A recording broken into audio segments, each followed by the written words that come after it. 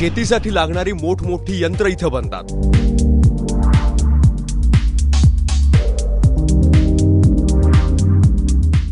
जगात सगळ्यात जास्त दूध देणारी गाय इथंच आहे। ठिबक सिंचनाचा शोध याच देशात लागला। पाण्याच्या प्रत्येक थेंबातून जास्त उत्पादन मिळवणारा शेतकरी इथं आहे।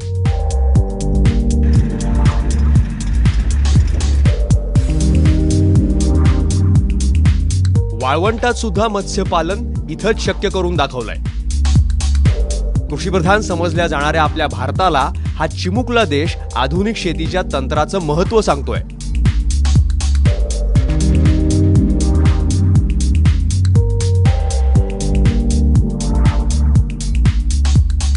हा आहे जूनचा देश। ही आहे इस्रायलची शेती।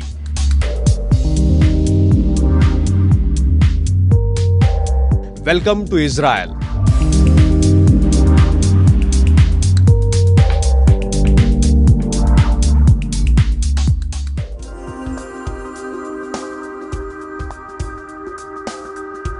साधारण 100 वर्षापूर्वी जगभरातून ज्यू या भागात येऊ लागले।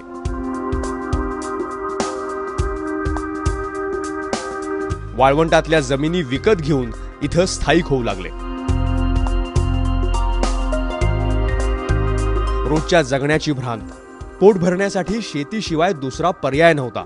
पण त्यासाठी पाणी नाही, माती नाही, साथ देणारा निसर्ग नाही, मनुष्यबळ नाही, अडचणीला धावेल असा शेजारही नाही। अशा प्रतिकूल परिस्थितीनं प्रयोग करायला शिकवलं आणि त्या प्रयोगातूनच शेती तंत्र विकसित होत गेलं। शेती हे एकट्या दुकट्याचं काम नाही हेही कळलं आणि यातूनच समूह शेतीचा, ज्याला इथं किबुत्स आणि मोशाव म्हणतात, त्याचा उदय झाला। छोटे शेतकरी एकत्र आले, कामांची, खर्चाची आणि उत्पन्नाची वाटणी झाली।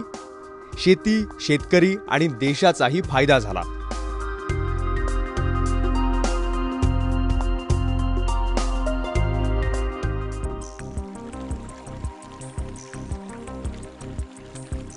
इस्रायल समोर सगळ्यात मोठं आव्हान होतं पाण्याचं। निम्म्याहून अधिक क्षेत्रात वाळवंट असल्यानं शेतीसाठी दूरच पिण्याच्या पाण्याचंही दुर्भिक्ष होतं। इथलं सरासरी पाऊसमान हे आपल्या दुष्काळी मराठवाड्यापेक्षाही कमी आहे। त्यामुळं पावसाचा एकही थेंब वाया जाऊ दिला जात नाही। अगदी समुद्रात वाहून जाणारी जॉर्डन नदीही इस्रायलनं अडवली आहे। समुद्राच्या पाण्यातून क्षार काढून ते पिण्यासाठी वापरलं जातं, तर सांडपाण्यावर प्रक्रिया करून ते शेतीसाठी वापरलं जातं।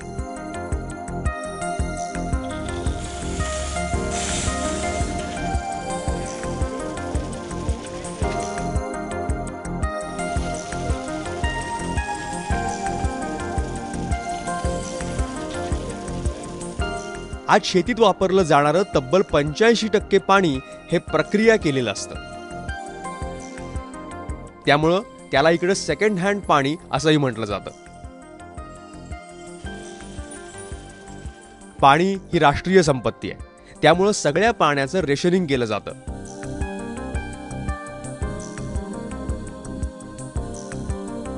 पाणी पुरवठ्यासाठी नॅशनल वॉटर सिस्टीम आहे, त्यामुळंच इस्रायलमध्ये अमृतापेक्षाही पाण्याचं महत्त्व जास्त आहे।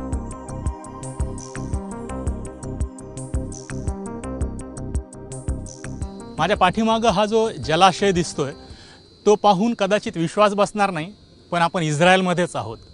सिटी ऑफ नतानिया म्हणजे या पूर्ण शहराचं जे सांडपाणी आहे ते सांडपाणी प्रक्रिया करून या रिझर्वायरमध्ये, या जलसाठ्यामध्ये साठवलं जातं। इथून हे पाणी पूर्ण जिथं शेतकऱ्याची गरज आहे त्या शेतीसाठी, सिंचनासाठी वापरलं जातं, फक्त सिंचनासाठी। त्यासाठीच्या वेगळ्या पाईपलाईनसुद्धा आहेत, जेणेकरून चुकूनही हे पाणी पिण्यासाठी वापरलं जाऊ नये। मग इथली संत्र्याची झाडं असतील किंवा फुलपिकं असतील, बटाट्यासारखी पिकं असतील, जी थेट आपण खात नाही, अशा प्रत्येक पिकासाठी हे प्रक्रिया केलेलं पाणी वापरलं जातं।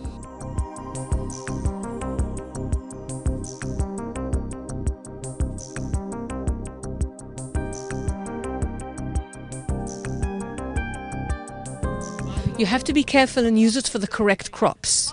It cannot be used to irrigate the crops of salad vegetables like cucumbers, lettuce, tomatoes, onions. It is very successful for potatoes because potatoes are cooked before they're eaten. It is also excellent for fruit trees and for crops that are non-edible like cotton and flowers.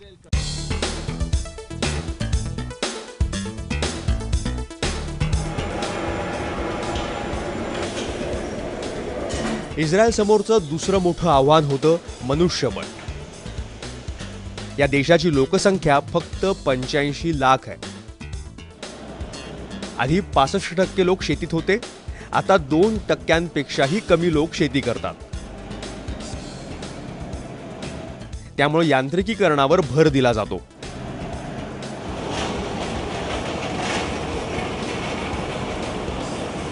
मजुरांची समस्या इथेही आहेच. Thailand, Vietnam, Cambodia, नेपाळमधून मजुरीसाठी लोक इथं येतात.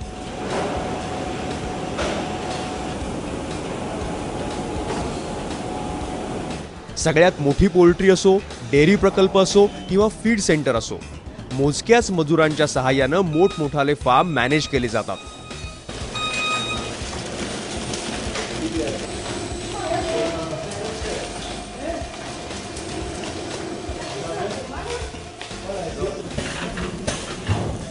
जंजुरी लेटुसचे Shimon जंजुरी यांची आम्ही भेट घेतली.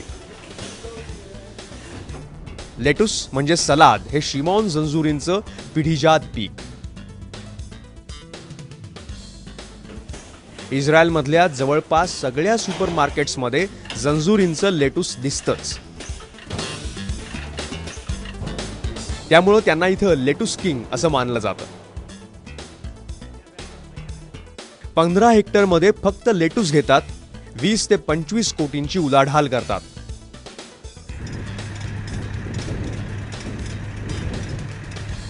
रोज त्यांच्याकडच्या कुठल्या ना कुठल्या प्लॉटमध्ये लावणी किंवा काढणी सुरूच असते.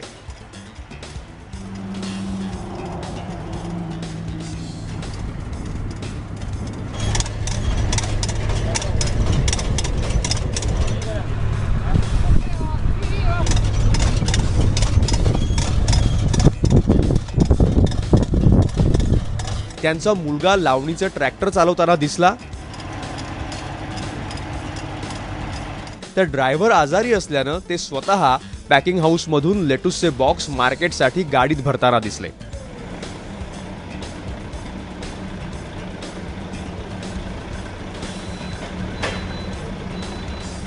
$50 ते 100 कोटींची उलाढाल असलेला शेती उद्योजक सुद्धा शेतीतली सगळी कामं स्वतः करताना आपल्याला दिसतो. इस्रायलच्या शेतीचं वैशिष्ट्य आपल्याला पाहायला मिळतंय. शेतकरी कितीही छोटा किंवा मोठा असला तरी तो स्वतः शेतात राहतो, शेतात उतरतो आणि काम करतो. त्याचा एक धाक आपण असं म्हणूया, कामगारांना पण राहतो आणि असं म्हणतात की ते मालकापेक्षा दुप्पट काम करतात. तेच दृश्य आपल्याला इथं या लेटुसच्या बादशहाच्या शेतावर, फार्मवरही पाहायला मिळतंय.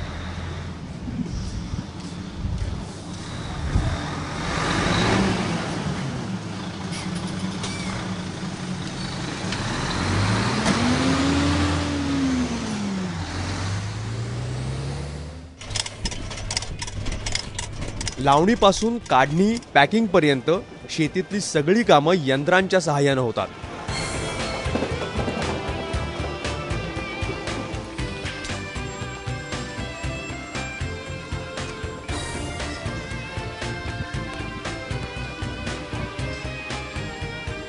शेतीचा भार हलका करणारी अद्ययावत मशिनरी जिथं बनते अशा एका कारखान्यालाही आम्ही भेट दिली.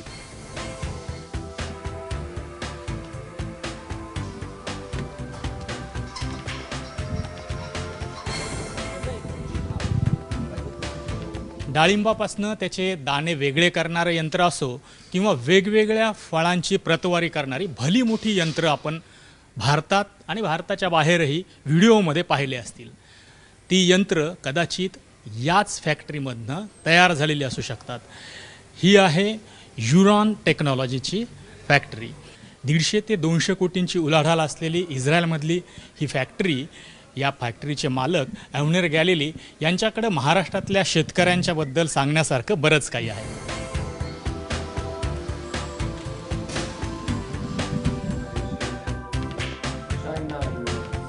From what I know about Maharashtra farmers are very good.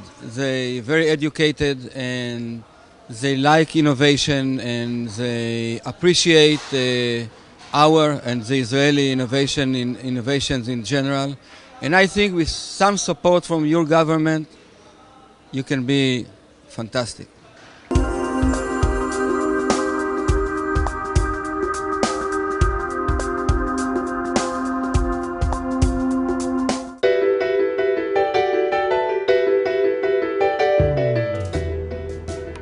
Israel समोरचं तिसरं मोठं आव्हान निसर्ग. नोव्हेंबर ते मार्च हा इस्रायलचा पावसाळा.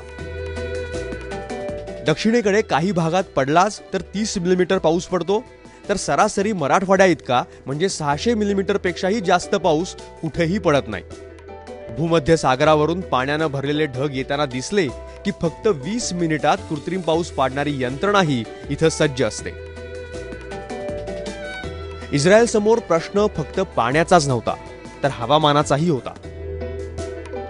कधी 4 डिग्रीच्याही खाली जाणारी थंडी तर कधी 40 अंशांहूनही अधिक कडक ऊन, कुठं वाळवंट तर कुठं बर्फाळ प्रदेश.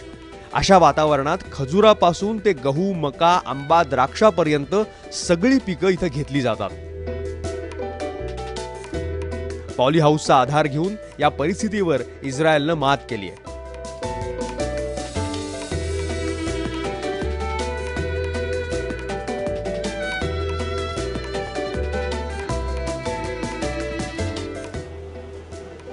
नियंत्रित वातावरणात ढोबळी मिरची, झुकिनी, टोमॅटो यासारख्या पिकांपासून आपल्या शेतकऱ्यापेक्षाही 5 पट जास्त उत्पादन घेणारे शेतकरी इथे इस्रायलमध्ये आहेत.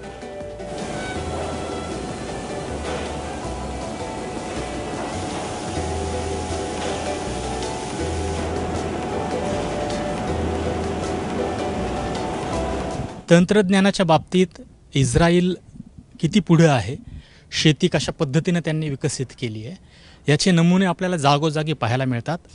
हे चेरी टोमॅटो आपण जे पाहिले, जर का तुम्ही ओपन फील्ड भारतात असो किंवा जगभरात कुठेही फक्त 1 ते 2 टन जास्तीत जास्त इथं 1000 स्क्वेअर मीटरला म्हणजे साधारणतः 10 गुंठ्यात उत्पादन येतं. आत्ता आपण जिथं उभं आहोत त्या 1000 स्क्वेअर मीटर म्हणजे 10 गुंठ्यातनं उत्पादन मिळतंय 20 टन चेरी टोमॅटोज, तेही सेंद्रिय, ज्याला सुपर मार्केटमध्ये किमान 50% तरी जास्त भाव मिळतो असं इथले शेतकरी सांगतात.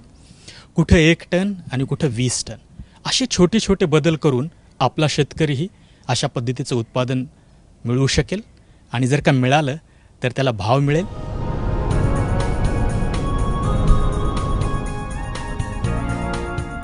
आरावा प्रांत हा दक्षिण इस्रायलमधला संपूर्ण वाळवंटी भाग. हा भाग नॅशनल वॉटर सिस्टीमशी अजूनही जोडलेला नाहीये, त्यामुळे शेतीसाठी बोरचं पाणी वापरलं जातं. बोर सुद्धा तब्बल 5000 फूट खोल गेलेत.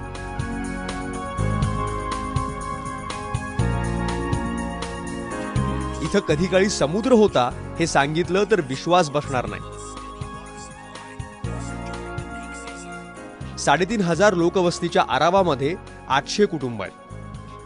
वाढतं तापमान, क्षारयुक्त जमीन, वाळवंट असं असूनही 90% शेतकरी यशस्वी शेती करतायत.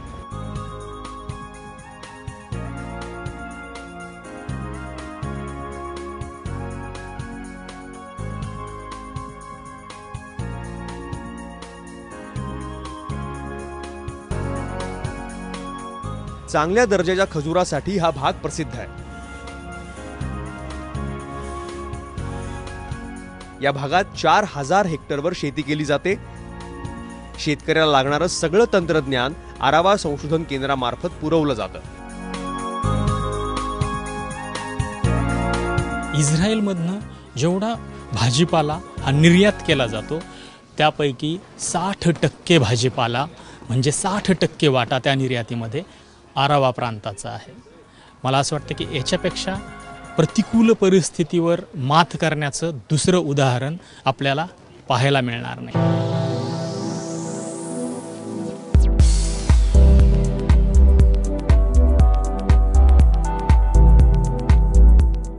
तसं पाहिलं तर इस्रायल हा देशच निर्वासितांचा.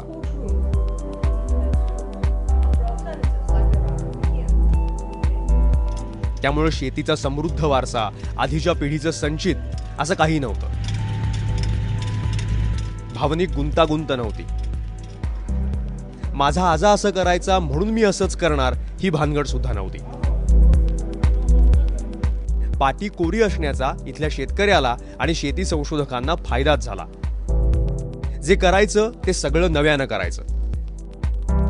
शेतीतल्या पहिल्या 1-2 पिढ्यांनी प्रचंड मेहनत घेतली.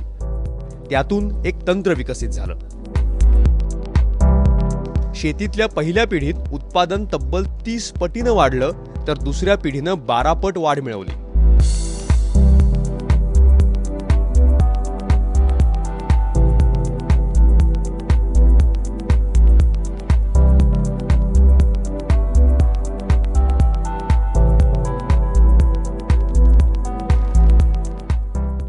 शेती विकासात इथल्या वोल्कानी सेंटरचाही मोठा वाटा आहे. इस्रायलच्या स्थापनेच्या 50 वर्ष आधीपासून हे केंद्र शेती संशोधनाचं काम करतं. इथले शास्त्रज्ञ अधिकारी शेतात फिरतात, शेतकऱ्यांशी संवाद साधतात, शेतकऱ्यांच्या गरजेनुसार काम करतात. देशी बीज, देशी तंत्रज्ञान वापरून जास्त उत्पादन घेता येतं हे इस्रायलनं दाखवून दिलंय. मात्र आगामी काळामध्ये जेनेटिकली मॉडिफाईड तंत्रही महत्त्वाचं असल्याचं वोल्कानी सेंटरचे संचालक योराम कापुलनिक सांगतात. Oh, it's very challenging. You have a lot of challenges, but because you have, first of all, we are lucky to have so many difficulties in agriculture. So there are a lot of good and nice angles that, as a scientist, you can meet your scientific spirit and in the same time to do something good to your nation. शास्त्रज्ञांच्या कामकाजाचं मूल्यमापन, त्यांची बढती अशा गोष्टी कागदी कामांवर नाही तर खऱ्याखुऱ्या संशोधनावर, शेतकऱ्यांच्या समस्या सोडवण्याच्या प्रमाणावर ठरते असं कापुलनिक सांगतात. याच वोल्कानी सेंटरमध्ये होल्स्टेन फ्रिजियन जातीच्या गायीवर 40 वर्ष संशोधन चाललंय. संशोधकांच्या या परिश्रमाची फळं त्यांना आता चाखायला मिळतात. जगात सर्वात जास्त दूध देणाऱ्या गायी आज इस्रायलकडे आहेत. इथं होलिस्टीन फ्रिजियल म्हणजे HF गायी दररोज 35 ते 40 लिटर दूध देतात. म्हणजे एका वेतात सरासरी 12 ते 13 हजार लिटर दूध मिळतं. आपल्या भारतात याच HF गायी रोज सरासरी फक्त 13 ते 14 लिटर म्हणजे एका वेतात जास्तीत जास्त 4000 लिटर्स दूध देतात. थोडक्यात भारताच्या तिप्पट दूध इस्रायलचा दूध उत्पादक शेतकरी मिळवतो. शास्त्रज्ञांच्या संशोधनाला शेतकऱ्यांनी चांगल्या व्यवस्थापनाची जोड दिल्यानं हे शक्य झालंय. दूध आणि मधाच्या नद्या जिथं वाहतात असा प्रदेश म्हणून इस्रायलचं वर्णन थेट बायबलमध्ये केलेलं आढळतं. मधाचं तर माहिती नाही, पण दुधाचा महापूर जवळपास इस्रायलनं आणलेला आपल्याला पाहायला मिळतो. सगळ्यात जास्त दूध देणारी जगातली गाय आज यांच्याकडे आहे. कसं साधली त्यांनी ही किमया हे पाहण्यासाठी आपण इथल्या एका फार्मला भेट द्यायला